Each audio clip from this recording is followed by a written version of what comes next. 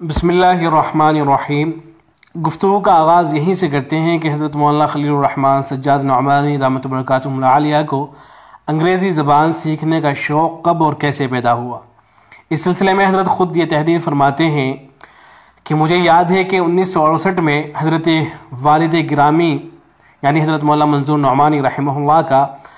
افریقی ممالک کا ایک طویل دورہ ہوا تھا۔ اسی سفر کے دوران انہوں نے ایک خط کے ذریعے یہ ہدایت دی کہ میں انگریزی زبان پر بھی خصوصی محنت کروں۔ اسی سفر کے دوران انہیں کچھ عیسائی مذہبی رہنماؤں سے دعوتی گفتگو کا موقع ملا تھا۔ اپنی گفتگو میں انہوں نے سورہ آل عمران اور سورہ مریم کے حوالوں سے جب یہ بیان کیا کہ قرآن مجید حضرت عیسیٰ ابن مریم، حضرت زکریہ، حضرت یحییٰ علیہم الصلاۃ والسلام کا تذکرہ کس انداز سے کرتا ہے اور ان سب کی عظمت اور صداقت کو تسلیم کرنے کو شرط ایمان قرار دیتا ہے، تو یہ سب سن کر جو اثر مسیحی رہنماؤں پر پڑا وہ بہت ہی امید افزا تھا۔ ایسے ہی کئی مواقع پر حضرت والد ماجد کو شدت سے یہ احساس ہوا کہ اگر یہ گفتگو ترجمان کے واسطے کے بغیر وہ براہ راست کر رہے ہوتے تو شاید نتیجہ اور بہتر نکلتا۔ بہرحال حضرت والد ماجد کی ہدایت پر میں نے کچھ خاص محنت انگریزی زبان پر بھی کرنے کی کوشش کی اور اسی وجہ سے انگریزی اخبارات اور ایک دو رسالوں کا مطالعہ بھی 12-13 سال کی عمر سے کرنے لگا تھا۔ کسی بھی طالب علم کو کسی بھی کتاب کا مطالعہ اپنی مرضی سے شروع نہیں کر دینا چاہیے، بلکہ اس سلسلے میں اپنے اساتذہ یا بڑوں سے مشورہ کرنے کے بعد کسی کتاب کا مطالعہ کرنا چاہیے۔ چنانچہ حضرت مولانا خلیل الرحمن سجاد نعمانی دامت برکاتہم العالیہ کے والد ماجد حضرت مولانا منصور نعمانی رحمہ اللہ مطالعے کے حوالے سے حضرت کی رہنمائی فرمایا کرتے تھے اور حضرت کی نگرانی بھی فرمایا کرتے تھے۔ چنانچہ اس سلسلے میں حضرت تحریر فرماتے ہیں کہ حضرت والد ماجد مطالعے کے سلسلے میں بھی کیسی رہنمائی و نگرانی فرماتے تھے، اس کا اندازہ آپ کو ایک واقعے سے بآسانی ہو جائے گا۔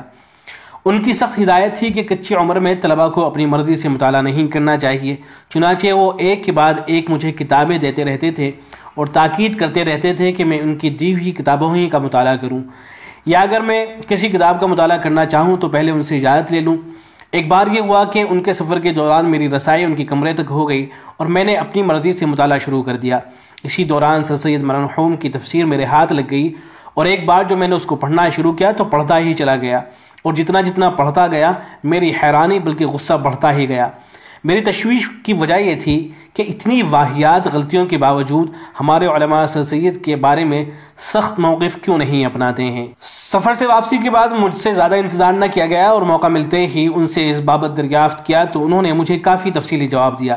جس کا خلاصہ یہ ہے کہ ہم لوگوں کے خیال میں سر سید کی شخصیت کے دو حصے یا کاوشوں کے دو میدان تھے، ایک مسلمانان ہند کی تعلیمی و معاشی ترقی و استحکام، دوسرے اسلامی عقائد اور نصوص کتاب و سنت کی تشریح و تفہیم۔ اہل علم کا احساس ہے کہ ان کے اول ذکر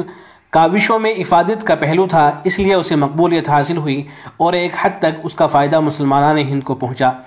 جہاں تک دوسرے میدان میں ان کی کاوشوں کا تعلق ہے تو اسے بالکل قبول عام حاصل نہ ہوا اور ان کی تعلیمی خدمات کی زیادہ سے زیادہ قدر کرنے والے لوگ بھی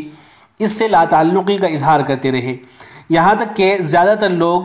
اس کو بھول گئے۔ اب اگر ان چیزوں کا بار بار تذکرہ کیا جائے گا اور ان کی بنیاد پر سر سید کی شخصیت پر تنقید کے سلسلے کو جاری رکھا جائے گا تو ہوگا یہ کہ جو لوگ ان کی شخصیت کے کچھ پہلوؤں کی وجہ سے ان کی قدر کرتے ہیں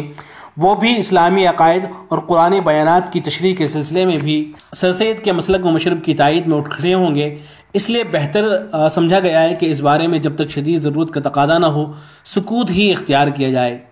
مجھے اچھی طرح یاد ہے کہ اس گفتگو کے دوران سر سید کی شخصیت کے ان دونوں پہلوؤں کا تذکرہ کرتے ہوئے حضرت والد ماجد نے قرآن مجید کی ایک آیت کا یہ حصہ بھی پڑھا تھا، فَأَمَّا الزَّبَدُ فَيَذْهَبُ جُفَاءً وَأَمَّا مَا يَنْفَعُ النَّاسَ فَيَمْكُثُ فِي الْأَرْضِ۔ اس گفتگو کے آخر میں حضرت والد ماجد نے مجھے تنبیہ کرتے ہوئے فرمایا تھا کہ اسی ذہنی انتشار سے بچانے کے لیے کہا جاتا ہے کہ اپنی مرضی سے کتابیں نہ پڑھا کرو۔ جب کسی انسان کا نظام ہضم مضبوط ہو جاتا ہے تو ہر غذا کو ہضم کر لیتا ہے اور اس کے مفید اثرات اس کا جسمانی نظام جذب کر کے غیر مفید اجزاء کو خارج کر دیتا ہے۔ اسی لیے ماہرین اور تجربہ کاروں کا کہنا یہ ہے کہ جب تک کہ علم میں اور عقل میں پختگی نہ آ جائے طالب علموں کو اپنی مرضی سے مطالعہ کرنے سے پرہیز کرنا چاہیے۔ اپنے پسندیدہ مصنفین کے بارے میں حضرت فرماتے ہیں کہ میرے پسندیدہ مصنفین میں سر فہرست یہی دو نام ہیں، یعنی والد ماجد حضرت مولانا محمد منصور نعمانی اور حضرت مولانا سید ابو الحسن علی میاں ندوی رحمہ اللہ۔ ان کے علاوہ حکیم الامت حضرت مولانا اشرف علی تھانوی، علامہ انور شاہ کشمیری، علامہ سید سلیمان ندوی، مولانا مناظر احسن گیلانی، مولانا محمد عبد الشکور فاروقی، مولانا محمد تقی امینی، مولانا سعید احمد اکبر آبادی، اور سب سے بڑھ کر امام ولی اللہ دہلوی، اور ان کے علاوہ حافظ ابن القیم، امام غزالی، علامہ شاطبی، دکتور سعید رمضان البوتی، حضرت مولانا مفتی محمد تقی عثمانی، حسن الخزیمی، سید قطب محمد قطب۔ پسندیدہ کتابوں کے بارے میں حضرت فرماتے ہیں کہ میری پسندیدہ کتابیں یہ ہیں: مکتوبات امام ربانی مجدد الفسانی، از امام ربانی حضرت مجدد الفسانی رحمہ اللہ،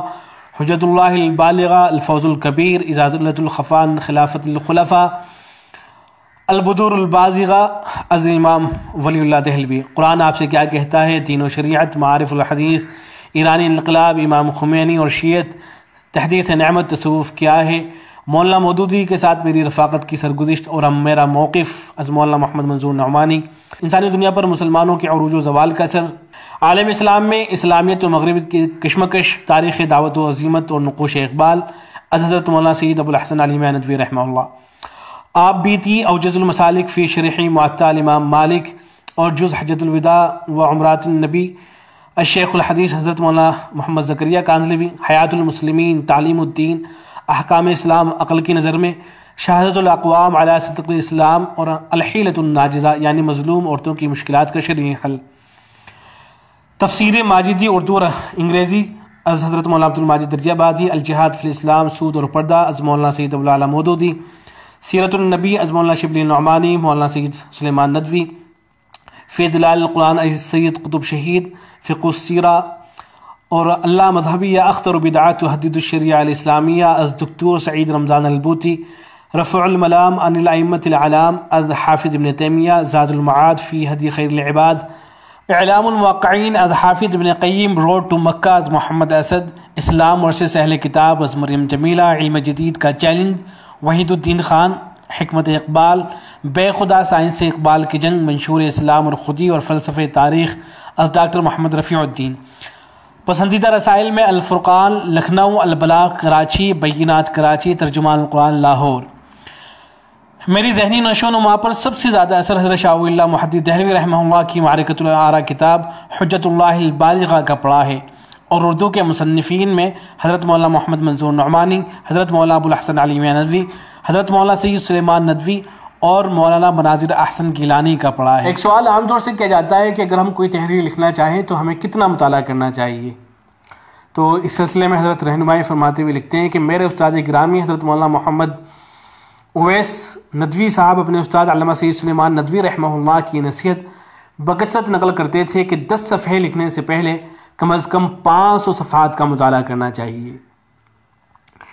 آخر میں حضرت لکھتے ہیں کہ مطالعے کے سلسلے میں میرا مشورہ یہ ہے کہ ہر پیراگراف کو کئی بار پڑھا جائے اور مصنف کا مدعا پوری طرح سمجھے بغیر آگے نہ بڑھا جائے، اور پورے مضمون کا خلاصہ لوح دماغ اور لوح کرتاس دونوں میں ضرور محفوظ کیا جائے، اور کیا یہ اچھا ہو کہ اگر 2-3 پڑھنے والے باہم مذاکرہ بھی کریں، مطالعہ کسی کی رہنمائی میں کیا جائے، کیونکہ صحیح اور غلط میں تمیز کی صلاحیت بہت دیر میں پیدا ہوتی ہے۔